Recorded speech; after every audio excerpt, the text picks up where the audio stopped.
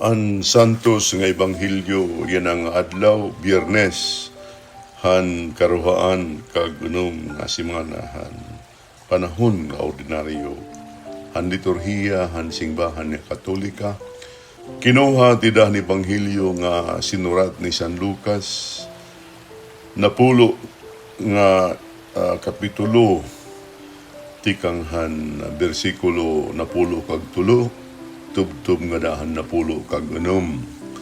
Kamakaradlok han mahinanabo haimo Kurasin.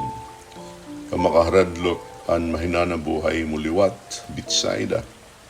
Kunan mga milagro nga gimbuhat din ni haimo didto pagbuhata hatiro ngan Sidon.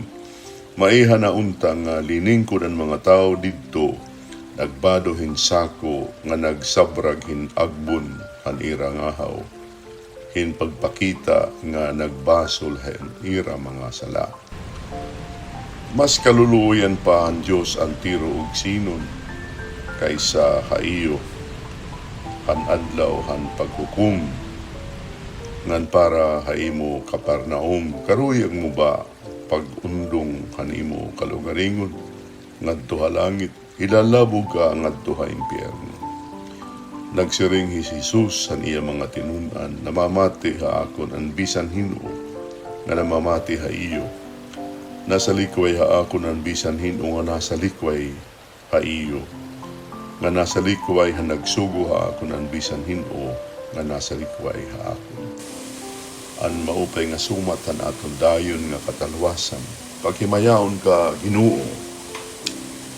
Maupay nga adlaw ha iyo nga tanan, di hini nga aton gimbasa nga ebanghelyo nga sinurat ni San Lucas may duha nga pagturunan. Karuyag naton may baruan ang karigsigngon hini nga kan Jesus paghukom han duha nga syudad dito han bungto han Israel nga ginngaranan nga Kurasin sugad man Betsaida. Kay hamaiha nga panahon hiya nagpasangwak han maupay nga sumat pero waray kabalhin an ira mga kasing-kasing hin pagbasol han ira mga sala. Ansyahan nga mensahe didahinay nga aton ebanghelyo an panginahanglan naton nga tanan hin pagbasol han aton mga sala. Kada usaha aton makasasala. Ug kada usaha aton tinatagan ni gayon hin pagbag-uhan aton kinabuhi. Ug ini nga pagbag-uhan aton kinabuhi natikang hin pagkilala ha aton mismo. Nga kita nga mga tinuha ang Diyos diri mga perfecto. May ada naton mga kakulangan. Nandamo ka beses, ini nga aton ka makasasala, nagiging okasyon han aton pagbuhat hin mga butang na kontra han mga balaod han Diyos, sugad han pagigugma han Diyos labihan nga tanan, ug ang pagigugma han aton ig kasitao, sugad han pagigugma na Jesus, han iya pagkanhi ha kalibutan, tungod han iya pagsunod han iya may. O gini nga pagkilala nato na naton kalugaringon nga makasasala, amo ang tinikangan, han pagbag-uhan kinabuhi, pinaagihin pagbasol han aton mga sala.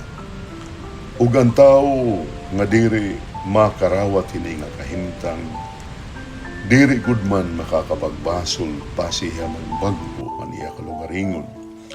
Ngan aton lugod gimbubuhat ang pagkita han salahan iba, diri ang aton kalugaring na sayop. Ang ebanghelyo naton yan na naghahatag na naton higayon hin pagkarawat nga pinaagilahan pagbasong kita magbabag-o aton kinabuhi. Ug ang ikaduha nga mensahe amuan kamatuuran nga kung kita kumarawat kan Jesus makarawat kita han iya mga tinunan. An iya mga tinunan nga iya ginsugo hin pagpasangbit, pagpasangyaw, pagpaangbit, han iya mensahe tungod han gugma han Dios og han pag-imbitar han Dios nga kita nga tanan bumalik ngadto han Amay base kita mahiusa han Dios nun nga ginhadian din aadto ang Dios Amay, Dios Anak ug ang Dios Espiritu Santo. Lugaring la damo aton ang diri nakarawat kan Kristo ug han iya mga tinunan aton lugod ikin sasalikway di na naton tagsa-tagsa nga kinabuhi damo ka beses pinamamatian naton lugod ang ibang mga tutdo han kalibutan pinamamatian naton ang tutdo han mga nagsusumat di dahan radyo di nga ni han telebisyon.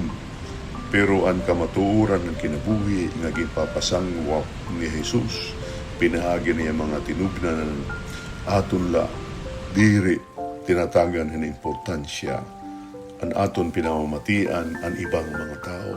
Sanglit ang siring ni Jesus.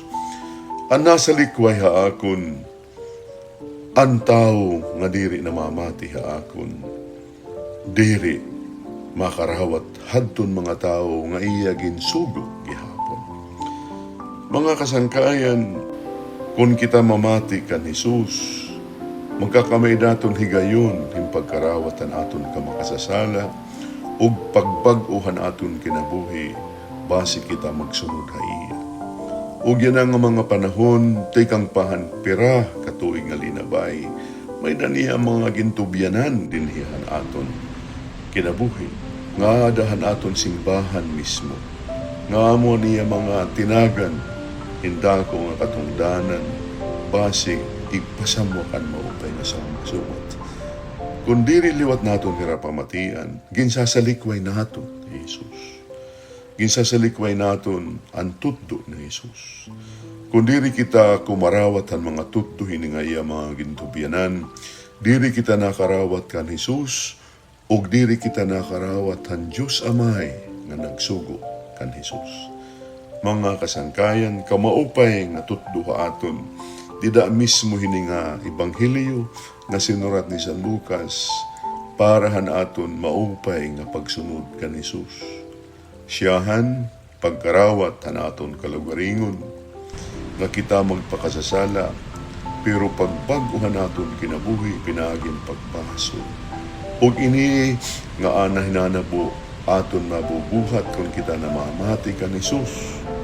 Anang pamati kan Jesus yan ang panahon, pinahagihan mga iyagin tubyanan, an aton mga kapadian, an aton senyor obispo, an aton mga katikista, amoy niya mga tao ang kinsugo ni Jesus. Pamati itehera, an ira mga tudlo, base kita makagbaguhan aton kinabuhi, nan makagsunod kita kan Jesus, nga aton manunubos, magkaralawas ang Ginoo. Nga magdadarha aton, handayon nga katalawasan, tidahan aton tagsa-tagsa nga kinabuhi, o han kinabuhi an aton katilingban. Maupay nga adlaw, kaiyo nga tanan.